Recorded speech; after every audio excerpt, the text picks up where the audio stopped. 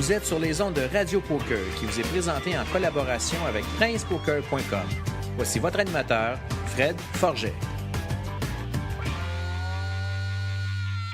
Hey, salut tout le monde et bienvenue à cette autre soirée de Radio Poker en ce lundi soir. Et je suis très content d'avoir à passer une autre heure avec vous à parler poker. Aujourd'hui, comme sujet principal, eh bien, vous le savez sûrement, je vais parler du tilt. Qu'est-ce que c'est? Comment ça se manifeste? Comment on peut le détecter? Comment on peut le contrôler? Comment on peut passer par-dessus et être capable de reprendre la game telle qu'elle est? Je vais vous en parler un peu en détail. Mais avant tout, eh bien, écoutez, je vais vous faire l'actualité des derniers événements qui se sont passés la semaine passée et certains événements highlights qui s'en viennent cette semaine.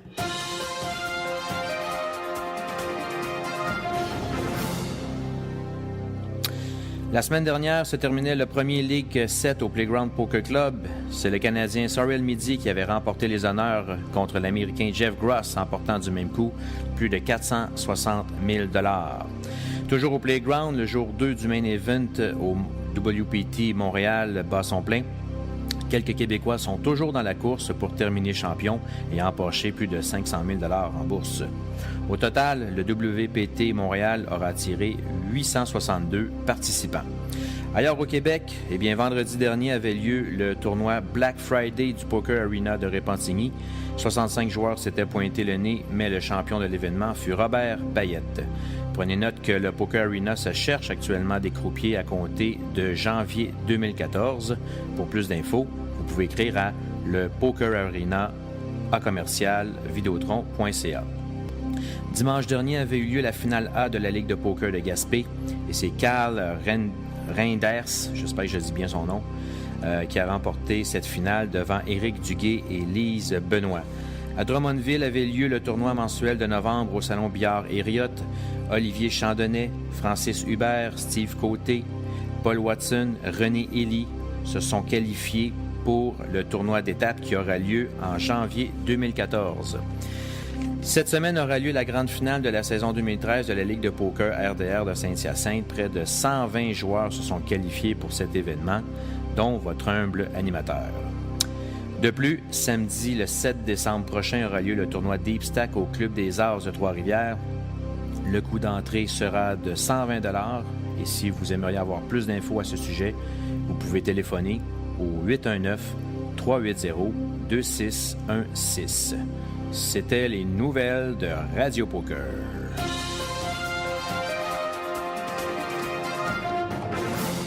Eh bien, écoutez, c'est un gros sujet aujourd'hui. J'ai énormément de choses à vous parler concernant le tilt.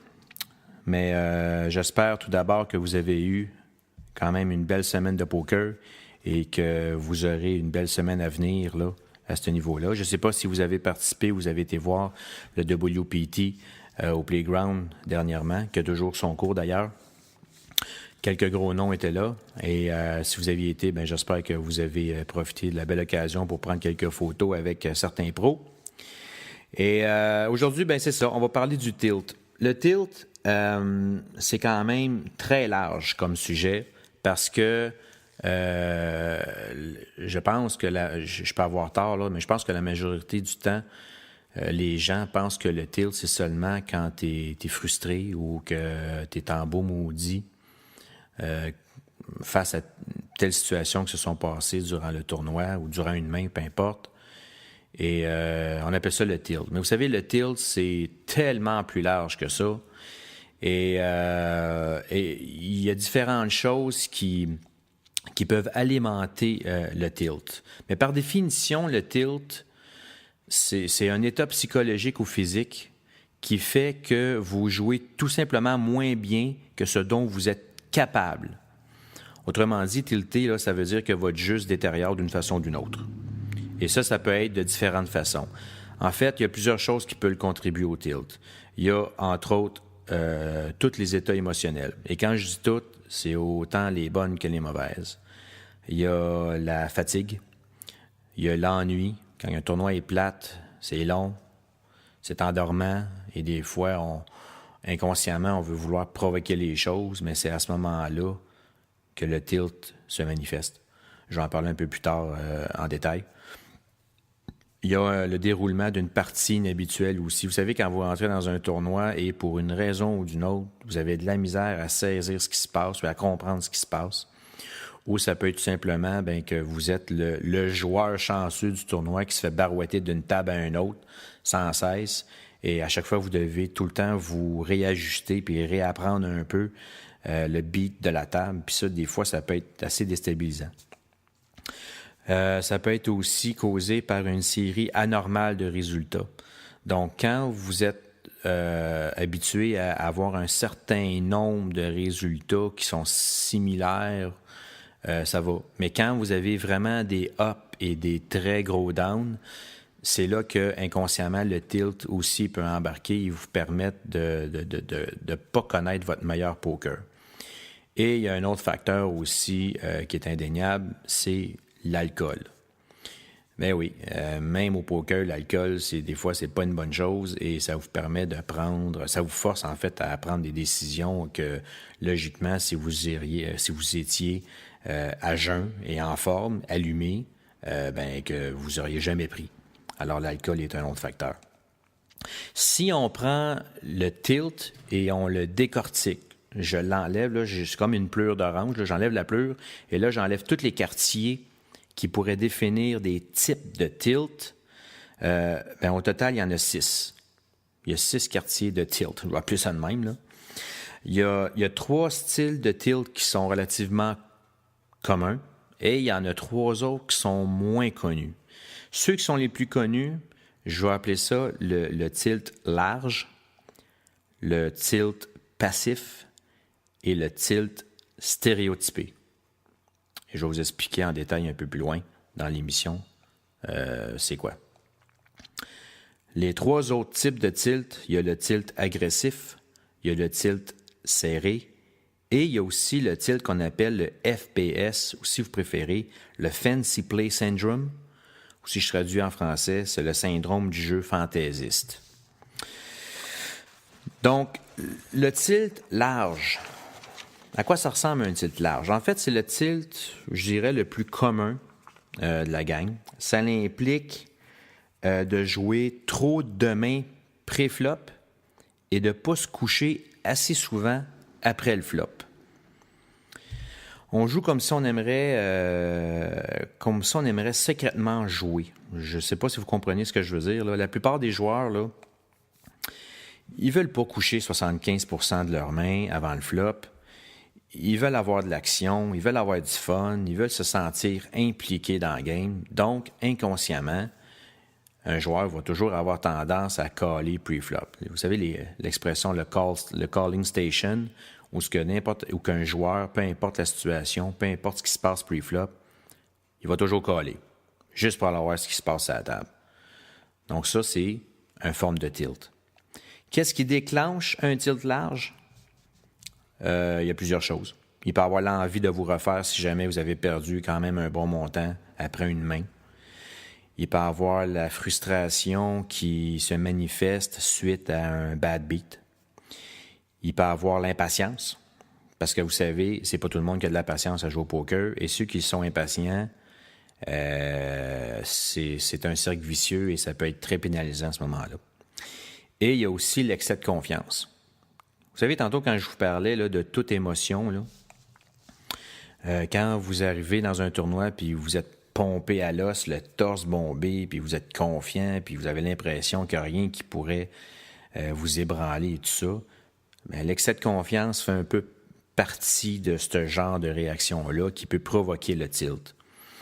Et ça peut débarquer un joueur assez vite si jamais il se fait prendre et qui à ce moment-là, à perdre un gros montant d'argent. L'autre tilt, qui est le tilt passif, ben ça, je dirais que c'est l'ennemi silencieux du joueur de poker. C'est le plus sournois, c'est le plus subtil, mais Colin, quand il décide de se mettre de la game, là, de la partie, il peut tellement en faire de dommages. Ça, le tilt passif, ça veut dire que plutôt que de miser puis de relancer dans les situations qui pourraient se justifier, Mais là, pour une raison ou une autre, vous commencez plus à checker, puis à suivre plus souvent qu'autrement.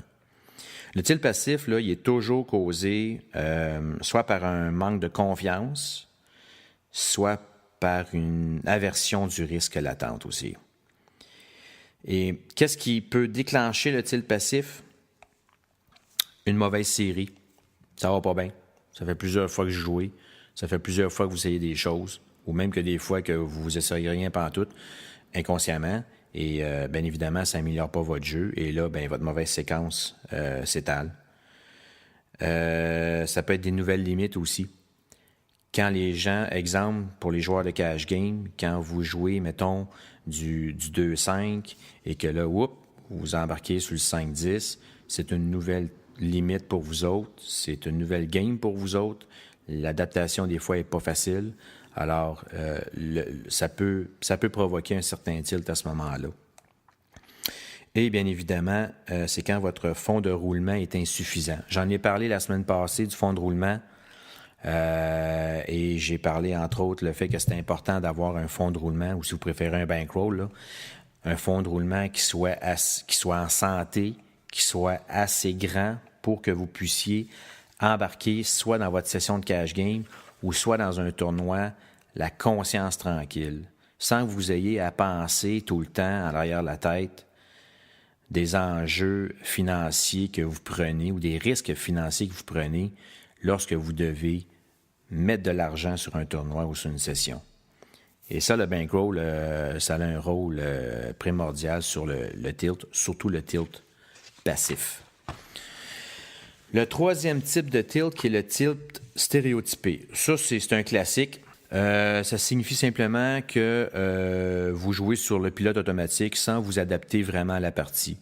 Donc, vous payez votre tournoi, vous vous asseyez, vous jasez avec les gens, le tournoi commence. Et quand c'est à votre tour, ben, peu importe la position, peu importe le nombre de jetons que vous avez comme faire des gestes automatiques sans vraiment réfléchir, comme si c'était, dans le fond, c'était pas vous qui jouez, là, c'était comme un robot là, qui faisait la job à votre place. Et c'est bien évident, c'est pas la meilleure chose à faire durant un tournoi. Je pense que quand on commence un tournoi, on doit être sa coche tout de suite à la première main. Et des fois, ça peut être très payant d'être sa coche tout de suite à la première main. Parce que bien du monde, quand le tournoi commence, ils veulent pas se faire sortir des premières mains. Et quand une situation, vous pouvez être agressif, selon votre position, bien évidemment, ça l'aide. Et là, il y a de l'argent, il y a des jetons à aller chercher, puis il y a de l'argent à aller chercher. Donc, soyez prêts quand vous commencez votre tournoi, soyez mindé puis vif d'esprit et allumé. Parce que, vous savez, les informations qui se donnent à une table, ça se donne pas après 15 minutes de jeu, là.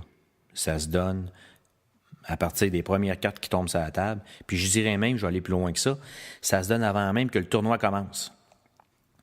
Quand les gens sont arrivés, là, sont inscrits, puis là, ça jase entre eux autres, puis ça.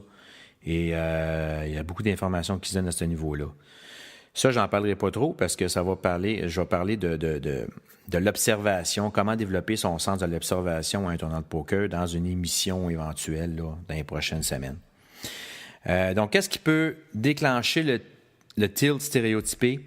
Il y a encore l'ennui. Quand vous vous emmerdez, vous n'avez pas de carte, vous avez un roi, vous tripez, vous regardez une autre carte, un 3. Ça casse votre beat parce que vous dites « Colin, je commence à en perdre pas mal.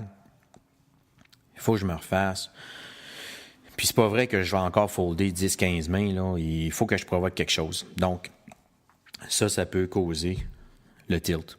La fatigue aussi.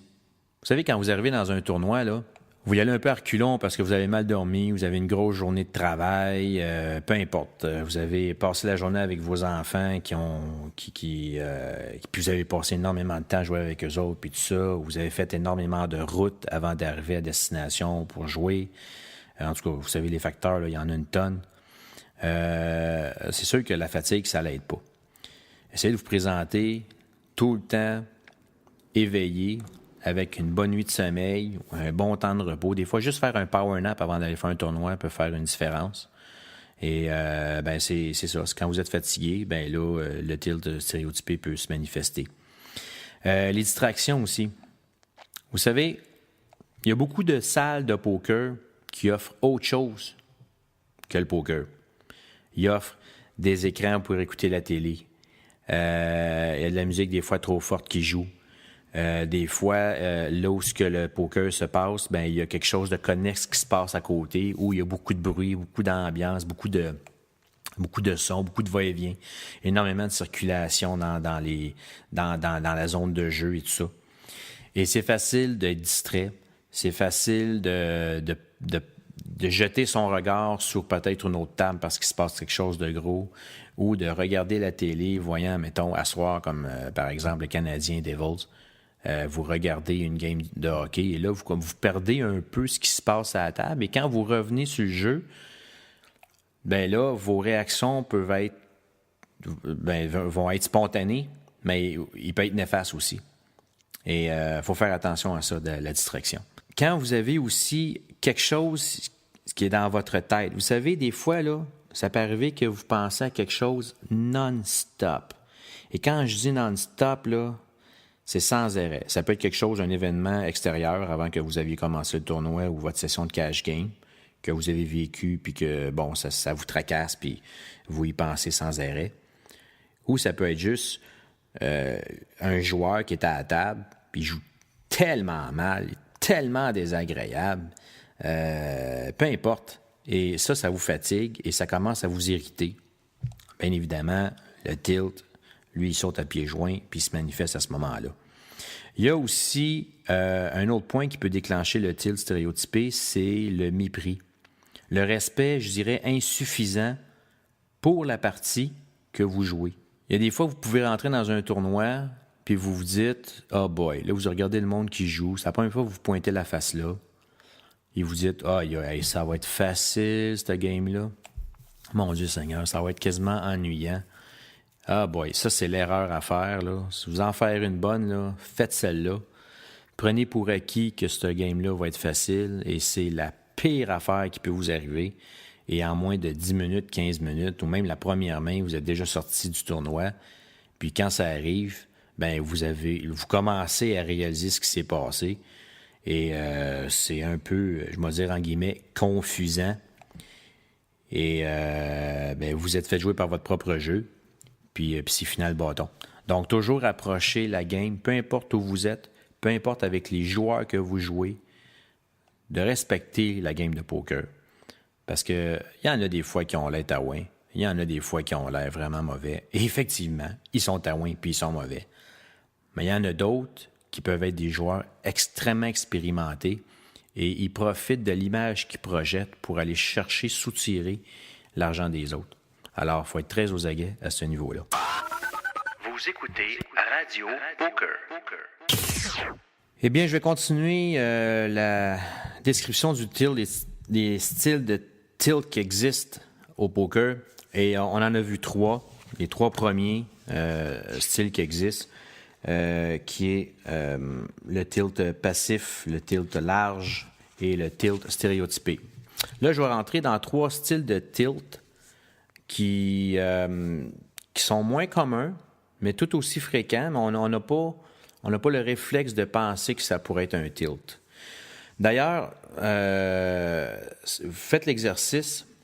Quand vous jouez au poker, quand vous êtes soit dans une session cash game ou que vous faites un tournoi, aussitôt que vous avez une pensée négative, essayez de savoir quel type de tilt que vous trouvez. Je sais que c'est pas évident, là, mais essayez quand même de le faire, puis ça vaut la peine de l'essayer. Le 4e tilt qui existe, c'est le tilt agressif. Ça, là, c'est le super tilt. Vous savez, quand vous surjouez des mains, tu sais, des mains, généralement, là, que vous, sans même y penser, là, vous auriez foldé, mais pour une raison, vous ignorez, vous lui donnez une valeur extraordinaire. Comme si, par exemple, un 10 puis un 9 offsuit, c'était aussi fort qu'une paire d'as. Je mets ça gros, là, mais c'est à peu près ça que ça veut dire. Quand vous surenchérez vos mises, quand vous misez quand c'est pas le temps, au lieu de checker quand c'est le temps, de suivre quand c'est le temps, mais surtout quand il faut se coucher quand c'est le temps. Mais pour X raisons, vous faites abstraction de tous ces règlements-là de base et vous y allez à fond la caisse en vous disant plein d'affaires, genre, moi le coucher, moi il met de la pression, il va y voir que du feu, le joueur va capoter ou les autres joueurs, mettons, s'il y en a 4 dans la main, je vais faire un bet, ils vont choquer toute la gang, c'est sûr. Puis finalement, ben, vous vous ramassez que vous étiez loin d'avoir la meilleure main parce qu'il y en a un en face de vous qui avait la note. Ben ça, c'est un tilt agressif. Qu'est-ce qui peut enclencher ce genre de tilt-là? Il y a le fait de... Comment je peux dire ça? Lâcher prise. Le fait de se détacher du jeu. Ça veut dire que c'est comme si vous étiez en train de... Mettons, vous mettiez au-dessus de votre tête, là, OK? Au-dessus de la table, et que vous pensez contrôler tout ce qui se passe sans prendre la peine de comprendre ce qui se passe. Vous savez, le nombrilisme, au poker, ça existe, et ça, c'est une forme de nombrilisme qui se traduit par un tilt. Alors, lâcher prise, c'est quelque chose de très fréquent pour le tilt agressif. Une autre chose aussi, c'est quand vous avez le petit désir là, de vendetta. Et là, j'utilise un gros mot. Parce que vendetta, là, c'est grave là, au poker. Quand vous voulez rendre la monnaie de la pièce à quelqu'un, que vous avez un esprit de vengeance, ben là, c'est clair que c'est un tilt. Là. Puis là, vous avez un néon au-dessus de votre tête. Là. Quand même bien que vous vouliez essayer là, de le camoufler avec les yeux que vous faites, les commentaires que vous faites, la façon que vous manipulez vos jetons, que vous jetez vos cartes en faisant une expiration, genre pff. Écoutez, là, la personne qui a gagné la main là, contre vous, v'là 2-3 mains, ou même la dernière, moindrement wise, elle va sauter sur cette occasion-là pour vous piler dessus jusqu'à temps que vous sortez de la game. Et ça peut être très néfaste. Et ça peut être très difficile de prendre le dessus puis de revenir à l'état où vous étiez au moment où le tournoi a commencé. Une autre réaction aussi qui peut déclencher le tilt agressif, il y a, je dirais, la réaction excessive, l'état d'urgence. Vous jouez, mettons, sur le contrôle automatique, là, pilote automatique, vous jouez, vous collez, vous allez voir des flops à outrance, puis là, à un moment donné, wow! Qu'est-ce qui se passe? Vous aviez, il n'y a pas longtemps, 50 000 en jetons. Vous vous rendez compte qu'il vous en reste 17 000. L'average stack est de 36 000. Et là, vous vous dites, il faut que je me refasse. Là.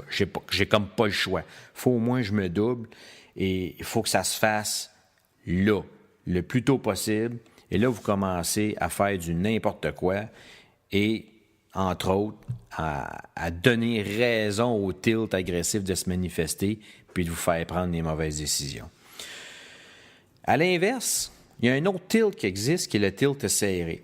Lui, le serré, là, c'est totalement l'opposé de ce que je viens de vous dire. Ça signifie que vous vous couchez trop souvent. Mais vraiment, là. Vous savez, en moyenne, un joueur peut jouer à peu près entre... mettons, je prends mon cas, là, entre 18 et 22% des mains dans un tournoi ou dans une session de cash game, là, peu importe, ça ne change pas grand-chose. Moi, je joue entre 18 et 22%. Je sais que je joue tout le temps 18 et 22%. Mais si à un moment donné, j'arrive à un tournoi, puis pour une raison inexplicable, je me rends compte que je joue à peu près 15, 12% de mes mains, là, il y a quelque chose qui ne marche pas. Quand vous foldez automatique, là, vous savez, là, c'est de l'argent facile pour les autres, parce que d'un, ils peuvent gruger vos blinds. Puis de deux, ben vous, en faisant ça, ben ça veut dire que vous oubliez l'importance de votre position sur la table, parce que la position peut avoir un enjeu majeur qui peut vous permettre d'aller chercher les jetons là où normalement vous ne devriez pas, et profiter de ces positions-là. Mais si vous faites juste jeter vos cartes, oubliez ça. Parce qu'il y en a là, qui attendent juste des monsters. Les monsters, c'est une paire en haut de 10. Ils attendent juste les paires de valets, paires de dames, paires de rois, paires d'as, paires de 10, peut-être à la limite. Autrement, oubliez ça. Ils joueront jamais rien. même que des fois, ou des fois, il surjoue des mains pour aucune raison. Et ben là, c'est le tilt qui s'est manifesté, un des tilts de la gang, probablement le tilt agressif à un moment donné, parce qu'il se dit hey, crème, c'est quasiment plate, c'est tellement plate, c'est quoi cette affaire-là? Ça peut être un tilt stéréotypé, parce que l'ennui fait partie du tilt stéréotypé. En tout cas, fait que quand vous jouez trop serré, là, oubliez ça. Ça, c'est une forme de tilt. Il y a quelque chose qui ne marche pas dans votre tête, et il y a surtout quelque chose qui ne marche pas dans votre approche du tournoi ou de la session cash game dans laquelle vous jouez actuellement.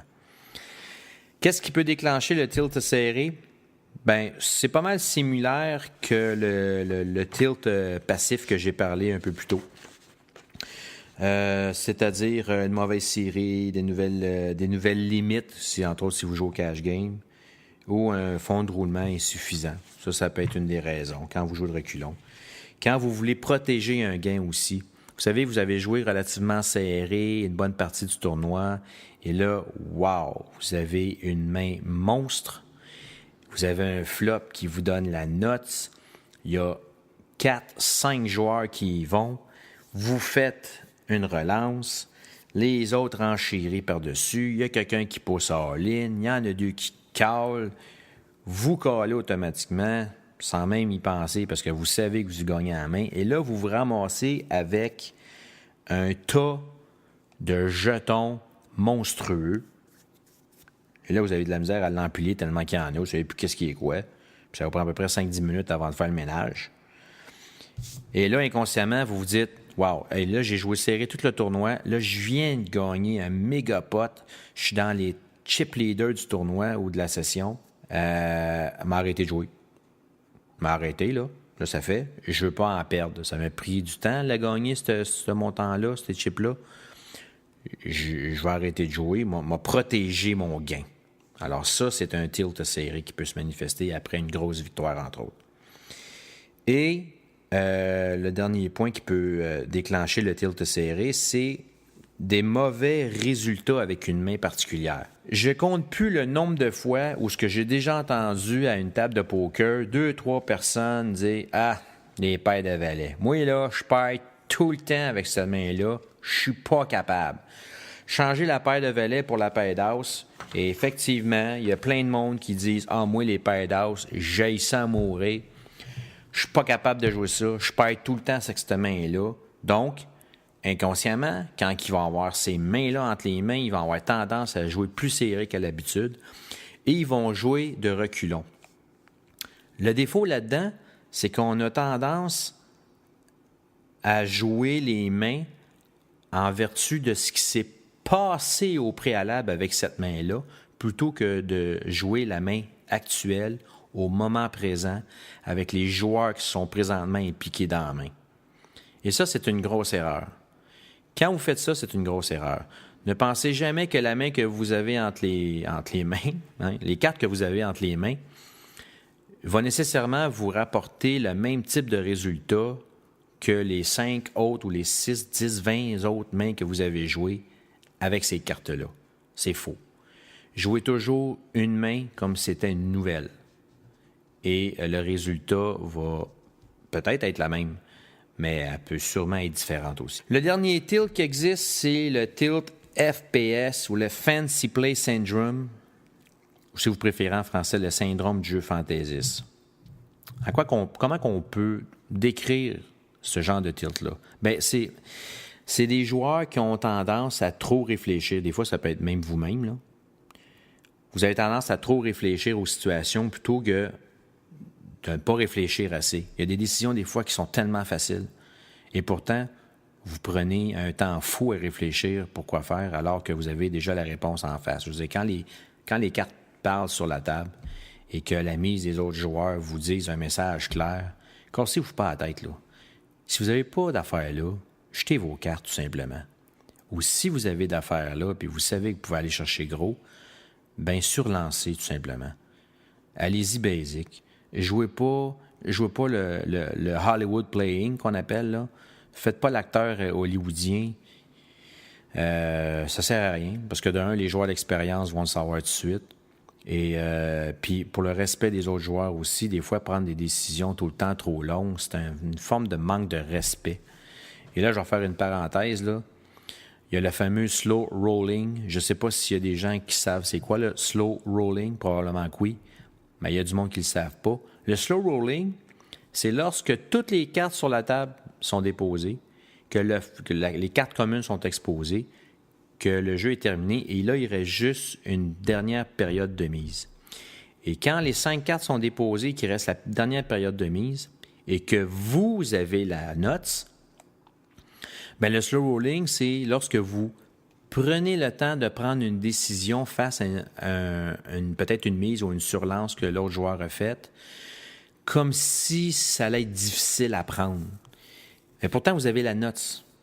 Quand quelqu'un pose all-in ou qui fait un raise monstrueux à river et que vous savez qu'il n'y a pas une autre main qui peut vous battre, surlancer tout de suite, pousser all-in tout de suite ou caller automatiquement tout de suite, faites pas du drama, faites pas du théâtre, parce que, honnêtement, c'est très irrespectueux envers le joueur dans lequel vous étiez en train de jouer, contre qui vous étiez en train de jouer. Et c'est aussi irrespectueux envers les autres joueurs qui sont à la table, parce qu'eux aussi sont tous conscients de ce que vous faites. Et parlez-en à Mike Madassar cette année, qui a eu la belle expérience avec un jeune joueur pro. Le joueur avait la note, il avait frappé les quads de 5. Et Mike Madassar avait fait un énorme bet à River. Et le jeune joueur a pris son temps à réfléchir. Il a même osé demander à Mike Madassar combien il te reste, j'aimerais savoir un compte. Non. Ça, c'est du temps perdu. Ça là, c'est honnêtement, là, si vous voulez faire péter la coche à un joueur, c'est la meilleure façon de le faire, c'est celle-là. Mike Madassar a pété sa coche et il a dit clairement d'ailleurs. Et je pense que les autres joueurs qui étaient alentour n'étaient pas nécessairement en désaccord avec ce que Mike lui a dit. Et c'est pas nécessaire. Honnêtement, ça n'a pas sa place. Donc, c'est quand vous pensez trop à réfléchir aux situations plutôt que de ne pas réfléchir assez. Quand c'est évident, jouez, puis c'est tout. Ou quand vous faites des coups qui sont trop compliqués ou trop dissimulés. Des fois, c'est bon de se casser la tête, là, mais des fois, c'est plus vous qui avez l'air confus plutôt que les joueurs contre qui vous jouez qu'ils sont. Et qu'est-ce qui peut déclencher le tilt FPS, qu'on appelle? Il y a l'excès de confiance. J'en parlais tantôt, hein, quand vous allez au tournoi, là, le torse bombé, vous êtes comme un coq dans la basse-cour, puis vous avez l'impression qu'il n'y a rien qui peut vous atteindre, puis qu'il n'y a rien qui va vous ébranler, puis ce tournoi-là, c'est dans la poche. Ben oui, effectivement, vous avez tendance à tilter, et ce tilt-là est parfait pour vous dans cette situation-là. Le désir de provoquer les choses aussi. Quand c'est ennuyant, quand il n'y a pas beaucoup d'actions qui se passent à la table, vous vous emmerdez et là, vous voulez que ça bouge et vous voulez qu'il y ait de l'action juste pour provoquer de l'action. Quand vous voulez juste provoquer de l'action, là, c'est bien rare que ça marche. Honnêtement, là. Puis si ça marche, c'est vraiment éphémère. Provoquez pas des choses quand vous n'êtes pas en position de le faire. Ça ne sert pas à rien. La seule chose que ça va faire, c'est que ça va vous permettre de perdre plus de jetons qu'à l'habitude. Alors, oubliez cette option-là. Et aussi, un élément qui est un peu bizarre, là, c'est un peu bizarre ce que je vais vous dire là, mais quand vous vous retrouvez à une mauvaise table, et quand je dis mauvaise table, c'est-à-dire quand vous vous retrouvez à une table qui est remplie de bons joueurs, tous des joueurs d'expérience. Quand vous sentez que vous êtes un peu en arrière au niveau de la connaissance, puis de la game, puis tout ça, bien, vous voulez comme donner une image de joueur qui est justement en excès de confiance, qui n'a pas peur de rien, puis qu'il y va, puis vous voulez vous donner une image un peu plus surdimensionnée de ce que vous êtes actuellement ou réellement, ben le tilt FPS va vous rentrer dedans solide, le Fancy Play Syndrome va s'activer tout seul et ça va probablement vous sortir du tournoi assez rapidement aussi. Donc c'est ce qui résume les types de tilt possibles. Comment se préparer au tilt et comment on peut l'éviter? En fait, il y a 3 étapes pour combattre le tilt. La première, c'est de prendre des précautions pour minimiser les possibilités de tilt. Ça, c'est la plus grande et la plus importante des étapes. C'est beaucoup plus facile de prévenir le tilt plutôt que de gérer les conséquences. Vous devez aussi apprendre à reconnaître quand vous êtes en tilt. Des fois, ça vaut la peine de... vous avez fini de jouer un jeu, ça n'a pas bien été. La première affaire que vous ressentez, vous avez comme un genre de pouf de chaleur, votre corps, il y a comme une pouffée de chaleur qui se dégage de votre corps. Ça, c'est un des signes que vous êtes dans le tilt solide. Prenez la peine à ce moment-là de vous lever, juste d'aller prendre une marche, de vous changer les idées, de parler, de faire autre chose pendant quelques minutes et revenez à la table à ce moment-là avec les pensées un peu plus claires et un peu plus reposées. Vous pouvez aussi réagir de façon appropriée quand vous vous rendez compte que vous tiltez. Donc, quand vous savez que vous tiltez, là, vous êtes dedans, là, revenez à la base, refaites un retour, analysez un peu ce qui s'est passé, là, et surtout, essayez de ne pas répéter le pattern dans le tournoi. Des fois, vous êtes à une table, là, il y a un joueur qui vous tape ses nerfs pour une raison ou pour une autre, et peu importe ce qu'il fait, ça vous agace, ça vous énerve. Et comble de bonheur, le directeur vient vous voir et dit « OK, je change de table. » Tu t'en vas à telle table, vous vous trouvez une table qui est mieux, et tout ça, ça va bien. 2 minutes plus tard, le gars que vous haïssez la face, il est transféré, puis il revient encore à votre table. Ben, essayez de passer par-dessus, là. Je veux dire, c'est pas un joueur qui devrait vous affecter pour le tournoi, mais c'est l'ensemble des joueurs qui sont à la table qui font en sorte que vous allez être gagnant ou perdant.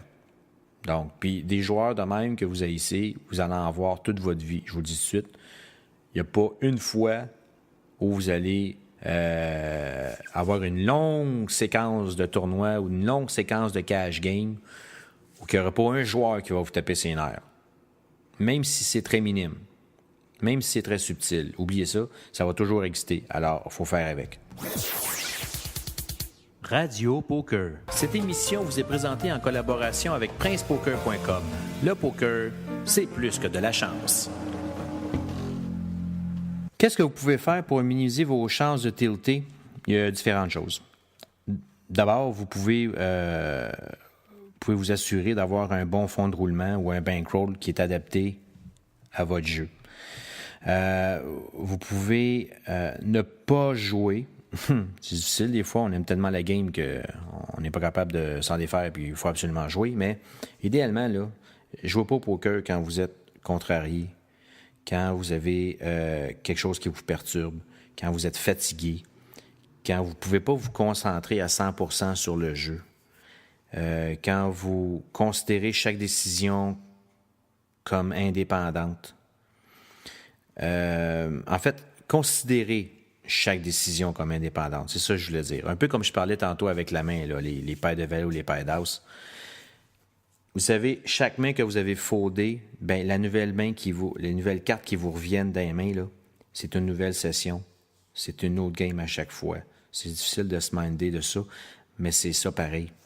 À chaque fois que vous jouez une main, dites-vous que c'est une main nouvelle et que c'est excessivement rare que la même situation se représente une deuxième fois dans un très court laps de temps. Donc, prenez ça en note. Avoir une attitude correcte aussi vis-à-vis de ses adversaires. Vous savez, c'est bien d'avoir du respect pour les autres joueurs parce que ça vous permet à vous de rester groundé sur la game et ça permet aussi à vous de ne pas prendre la place que vous n'avez pas besoin de prendre.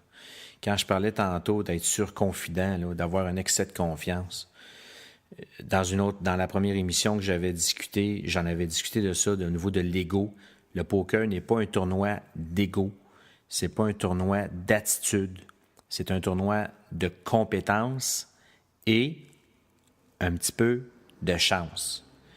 L'ego n'a rien à voir là-dedans. Donc, essayez d'éviter ça.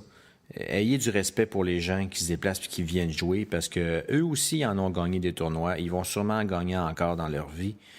Et ils sont là. S'ils sont là, vous devriez les remercier quasiment parce que si les autres ne seraient pas là, il n'y aurait pas de tournoi puis vous ne pourriez pas jouer. Donc, et vous savez, le seul qui puisse vous empêcher vraiment de prendre les meilleures décisions là, dans une partie de poker, c'est vous-même. C'est jamais l'adversaire. La décision finale, c'est toujours vous autres qui l'avez.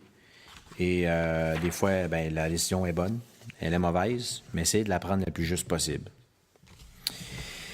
Quels sont les signes qui pourraient indiquez que vous êtes en train de tilter. Des fois, là, vous jouez, puis vous avez un feeling, il me semble que là, j'ai un mauvais goût dans la bouche, là. Il y a un feeling, ça m'énerve, puis j'ai comme l'impression que ça va me jouer des tours. Qu'est-ce qui peut vous indiquer ça? Votre état émotionnel. Un coup mal joué. Vous savez, vous faites un coup, vous faites « Ah, qu'est-ce que je viens de faire, là, moi? J'ai perdu 30-40% de mon stack avec une connerie que j'aurais pas dû faire, mais je l'ai faite pareil. » Donc, c'est important de prendre ça en note. Les réflexions rebelles. Je parlais du vendetta tantôt, là. Quand vous commencez à avoir des pensées de vengeance envers, mettons, soit un joueur ou peu importe, déjà là, c'est un signe flagrant que vous êtes en train de tilter. Votre manque de concentration. Vous avez de la misère à suivre. Mettons, vous êtes... Puis ça, quand je dis misère à suivre, là, c'est pas nécessairement sur votre jeu, là, mais des fois, c'est sur l'ensemble du jeu. Vous êtes le dealer, vous passez les cartes. Là, monnaie, whoop, là, vous avez la tête ailleurs. Et là, il y a quelqu'un qui vous ramène à l'ordre. « Hey, Fred, c'est à toi à brasser, le gars. Brûle la carte, sors le flop. » Là, vous brûlez la carte, vous sortez le flop. Là, vous regardez ailleurs. « OK, Fred, c'est beau. Hein, quoi? Faut que tu brûles puis l'autre carte. OK, ben là, vous brûlez la carte, puis vous en sortez un autre. Là, il y a un all-in. Finalement, il y a un split pot, puis là, ben vous êtes gelé parce que vous savez même pas qui a fait le all-in, qui a eu le split pot. Vous savez, là, la concentration, là, ça, c'est une affaire, je fais une petite parenthèse, là. Les joueurs qui ont de la misère à se concentrer, j'avoue que c'est fatigant. Un joueur qui est juste là pour jouer, puis tout ce qu'il a à faire, c'est de regarder ses cartes, puis prendre la décision s'il va ou il va pas, qui met des jetons ou qui jette ses cartes, puis qui n'est pas capable de suivre ces éléments-là de base, c'est vraiment fatigant. Et il ne faut pas gêner à ce moment-là, hein, parce qu'il y a des joueurs là, qui ne savent pas, qui font ça, mais c'est important aussi de le flaguer au directeur, d'avoir le directeur. « Hey, directeur, gars, peux-tu aller voir un tel? Il suit jamais, et il est jamais là, ça retarde le jeu, nanana. » Le directeur, lui, il va aller le voir, il dit « Écoute, gars, tu retardes le jeu, tout ça, concentre-toi, essaie de suivre la game. » Puis c'est pas mal vu de faire ça. Au contraire, ça va rendre service au joueur qui est dans cette situation-là, puis ça va aider aux autres joueurs à la table aussi de savoir qu'enfin, il y a un genre de supervision, puis qu'il y a une chance que la game soit un peu rodée ça la coche. Fait que gênez-vous pas pour ça, allez voir le directeur pour ça. Même affaire pour les dealers. Les dealers, là, c'est monstrueux, c'est même catastrophique, moi je trouve, quand un dealer n'est pas capable de suivre. Ça m'est déjà arrivé de voir un dealer qui brassait les cartes, il fait couper les cartes, il passe les cartes à tout le monde, il sort le flop, là, whoop, il se lève pour vos toilettes.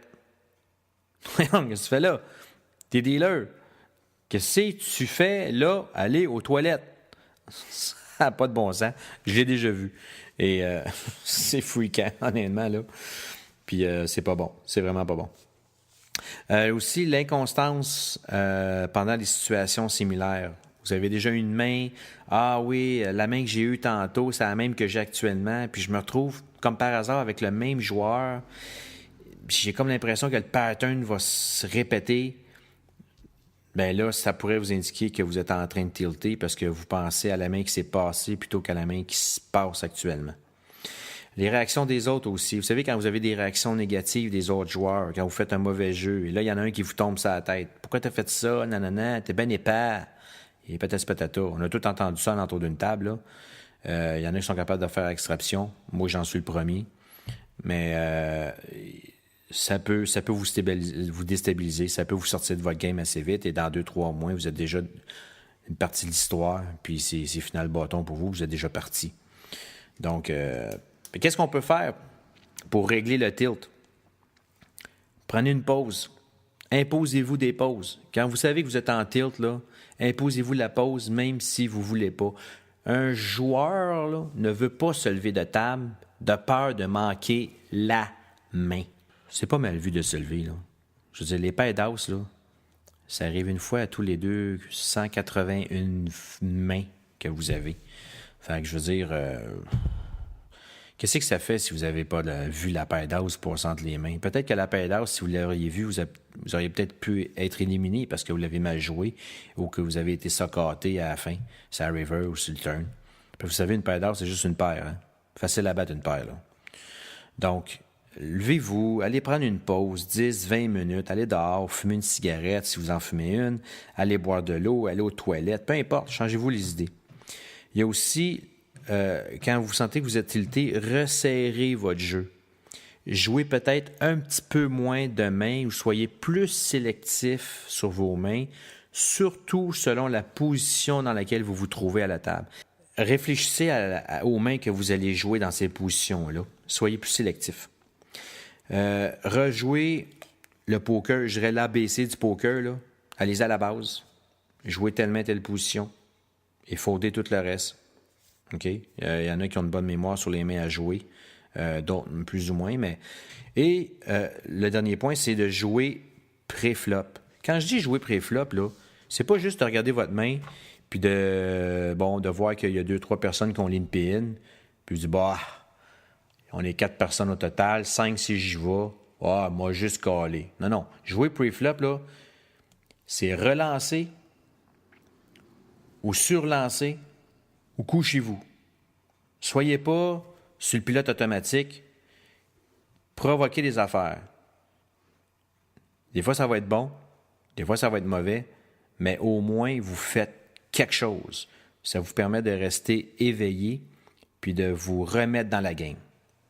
Donc, c'est pas mal tout que j'avais à parler au sujet du tilt. J'espère que vous avez pris certaines notions que peut-être que vous n'aviez pas pensé puis que ça va vous aider dans le futur. C'est pas facile à gérer le tilt. C'est quelque chose qui s'apprivoise avec le temps, mais qui est quand même tellement dur à gérer et surtout à contrôler.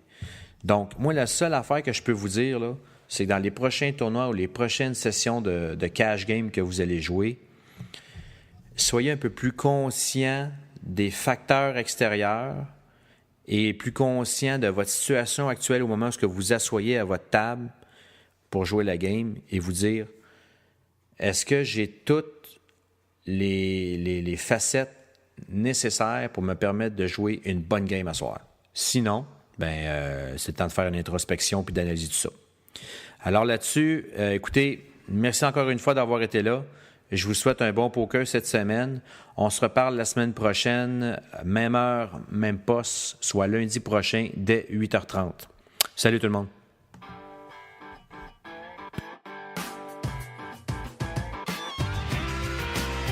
Cette émission était une présentation de PrincePoker.com.